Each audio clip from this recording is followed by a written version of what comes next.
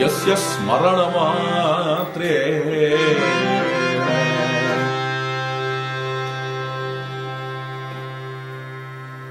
ஒரு பாகவதம் என்கிறவர் எப்படி இருக்கணும்னா, அவரை பத்திய நினைவு நமக்கு வந்தாலே உடனே உள்ளம் பகவன்மயமாயிடணும்.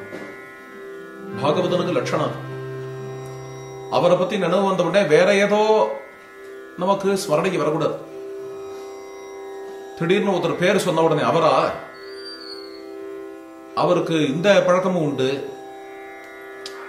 நன்னா பாடுவார், பாகவதர் தான் இருந்தாலும் கொஞ்சம் அந்த பழக்கம் உண்டு, அல்லது அவர் கொஞ்சம் பைசால கெட்டி, இது மாதிரி விஷயங்கள்லாம் நமக்கு வரக்கூடாது. பாகவதன்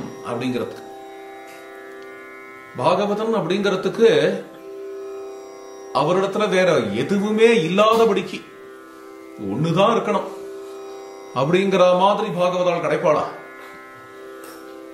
அவரை எப்ப நம்ம போய் பார்த்தாலும் அவர் ராம குணானுபவமே பண்ணிட்டு இருப்பாருங்கிற மாதிரி பாகவதர். காலம்பர 5 மணிக்கு சந்தியாவந்தனம் பூர்த்தி பண்ண பிறகு ராமாயண பாராயணம் பண்ண ஆரம்பிச்சால் அது ஒரு 8 மணி வரைக்கும் ஓடித்துன்னு முதல் ராமாயண பாராயணம். அது முடிஞ்சு 2வது ராமாயண பாராயணம். ஒரே முறையில 2 டிராக்ல ராமாயணம் ஓடும். மத்தியானம் என்ன, ராமாயணத்தினுடைய வாழ்க்கையை பூர்த்தி ஆயிடக்கூடாதுன்னு நினைக்கிறவர். அது ஒரு பாவம். பக்தாள் ஒவ்வொருத்தரும் ஒவ்வொரு பாவத்துல இருப்பா. பட்டாபிஷேகம் பூர்த்தி ஆயிடும் இல்லையோ, அதுக்கு முன்னாடி வேற எங்கேயோ ஆரண்ய காண்டத்துல ராமர் இருக்காரு அப்படின்னு அங்க ஓடிட்டு இருக்கணும். அதனாலயே என்னவோ ராகவ சதகத்திலேயே எல்லாம் முடிஞ்ச உடனே சீரதரன் சித்திரக்கூட்ட அப்படிங்கிற வார்த்தை வருது. பட்டாபிஷேகம் முடிஞ்ச அப்புறம் திடீர்னு பார்த்தோன்னா மரவரி கட்டிட்டு சித்திரக்கூட்டத்துல ராமர் நிற்கிறார் அப்படின்னு ஒரு கீர்த்தனை. ஏன் அப்படி மறுபடியும் ஆரம்பிச்சுடணும்னு அர்த்தம். மறுபடியும் ஆரம்பிச்சுடணும். அது மாதிரியா ஸ்ரீமத் ராமாயணம் 2 டிராக்ல ஓடும். 12 மணி வரைக்கும் ஒரு பாராயணம். அது முடிஞ்சுதான் அவர் பிரசாதமே எடுத்துப்பார். காலவேளையில எதையும் தொடமாட்டார். பிரசாதம் எடுத்துட்ட பிறகு மத்தியான வேளையில ரொம்ப விசேஷமாக ராமாயண லேಖனம் பண்ணுவார். தினம் ராமாயணம் எழுதுறது. ராமாயணத்துக்கு தான் லேಖனம் விதிக்கப்பட்ட விஷயம். லேಖயந்தீஹ சனராஹ தேஷாம் வாசஸ்திரிவிஷ்டவே. ராமாயண லேಖனம் மத்தியானம் முழுக்க பண்ணுவார். அது மாதிரி 26 லேಖனம் பண்ணார். அதன் பிறகு சாயங்காலம் ஆச்சோ இல்லையோ, சாயங்கால வேளையில ஏதாவது பிரவச்சனம் நடந்ததுன்னா அந்த பிரவச்சனத்தை சிரவணம் பண்ணுவார். ராத்திரி ஏதாவது பஜனை இருந்ததுன்னா பஜனையில உட்கார்ந்து இருப்பார், சிரவணம் பண்ணுவார். அதோட கூட ராமநாம ஜபம் பண்ணுவார். ராத்திரி வேளையில படுத்துக்கிறதுக்கு முன்னாடி அகண்டமா ராமநாம ஜபம் பண்ணுவார்.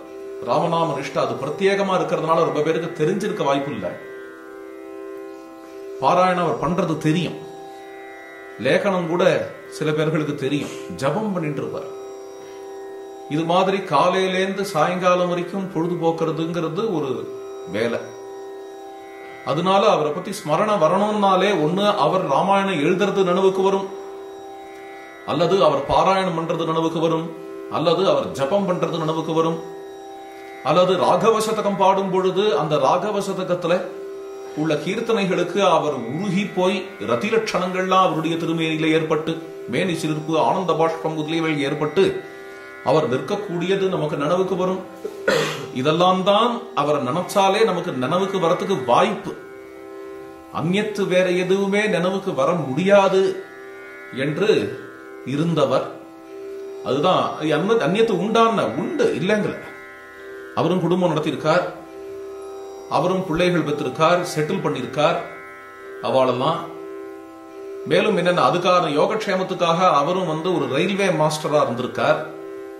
காலம்பர ட்ரெயினுக்கு போயாச்சு அப்படின்னா அங்க உட்காந்துட்டு ரயில்வே ஸ்டேஷன்லயே காலம்பரல இருந்து பாராயணம் பண்ணிட்டு இருப்பார்.